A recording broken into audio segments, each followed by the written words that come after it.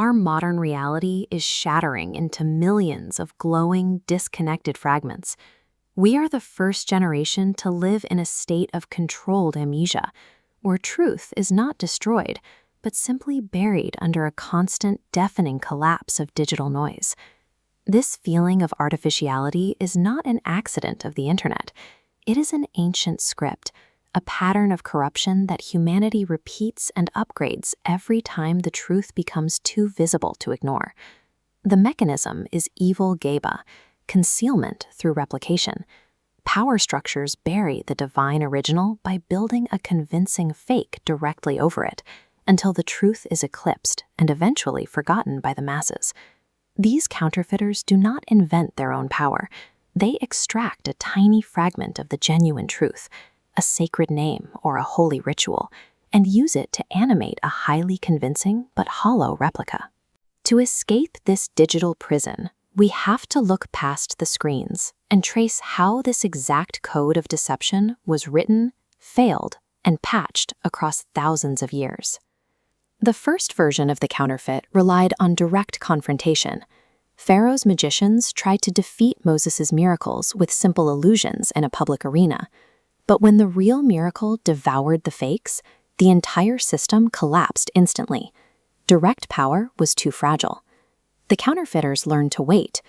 When Moses went up Mount Sinai, a man named Samiri exploited his absence. He didn't fight the faith of the people, he redirected it. Samiri took a fragment of divine dust from the hoofprint of the angel Gabriel's horse and cast it into a golden calf. The idol made a sound. It felt alive. By using a small piece of the real divine presence, he created a replica so convincing the people worshipped it while their prophet was away. Moses eventually destroyed the calf, but the lesson for the elite was clear. Rogue acts are easily ended. To survive, the counterfeit needed to be institutionalized. This patch was applied after the Prophet Muhammad's death. A political elite bypassed the divinely appointed successor to build a state-sponsored caliphate. This institution used the Prophet's own vocabulary and rituals, the divine dust of the new faith, to power a state structure that looked legitimate but concealed the original command. Like Samiri's calf, the structure relied on fragments of the original to gain authority, while the true guides were sidelined. When a counterfeit is embedded into state policy, the illusion becomes tradition. Generations grow up mistaking the replica for the truth, simply because it is the only system they have ever known. The Umayyad dynasty nearly perfected this. They used the massive religious facade of the state to justify the open slaughter of the Prophet's family at Karbala. They believed their institutional titles could make the murder of Imam Hussein look like a legal necessity, but the open battlefield was their fatal error. The blood of the martyrs permanently exposed the Umayyad claim to authority as a total fake. Karbala became a mirror that no institutional lie could ever cloud over again. The Abbasids learned from this exposure. They realized that creating martyrs destroys the system, so they moved to version 3.0. Quiet, deniable assassinations behind prison walls. They kept the public eye on their grand architecture, while they poisoned the true imams in secret. They paired this with scholarly erasure. They funded state madrasas to produce historians who would drown the true story of Karbala under mountains of revised texts, teaching the masses to see the event as a minor political dispute, rather than a spiritual revolution.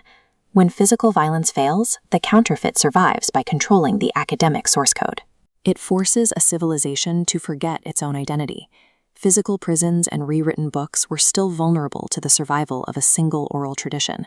For the final update, the system needed to target the human mind itself. This is the neurological burial. Modern short-form media algorithms are designed to repeatedly slice your attention, severing the narrative thread required for pattern recognition. By inducing permanent short-term memory loss, the system ensures you can no longer connect the deceptions of the past to the reality of the present. The Dajjal, or false messiah, functions as the final, cumulative product of these historical workarounds. This system exploits the cognitive void left by fragmented media. By destroying our ability to link cause and effect, it prepares the world to accept a ruler who offers heaven that is actually fire, and hell that is paradise. He occupies the vacuum left by a world that has forgotten how to recognize a pattern. This final counterfeit requires a total, uniform global amnesia to succeed. This is why it moves so aggressively against any group that maintains a deep, multi-generational memory of the truth. The antidote is wilaya, a fierce loyalty to the 1400-year-old memory of Karbala. This memory functions as a static point of reference. While algorithms attempt to slice the present into forgettable moments, this deep loyalty preserves the original blueprint, allowing the believer to measure every modern replica against the unchanging reality of the Prophet's house. Maintaining this permanent, unbroken historical memory is the only filter capable of recognizing the cycle of the counterfeit. It is the only way to see the original light, no matter how many digital illusions are stacked on top of it today.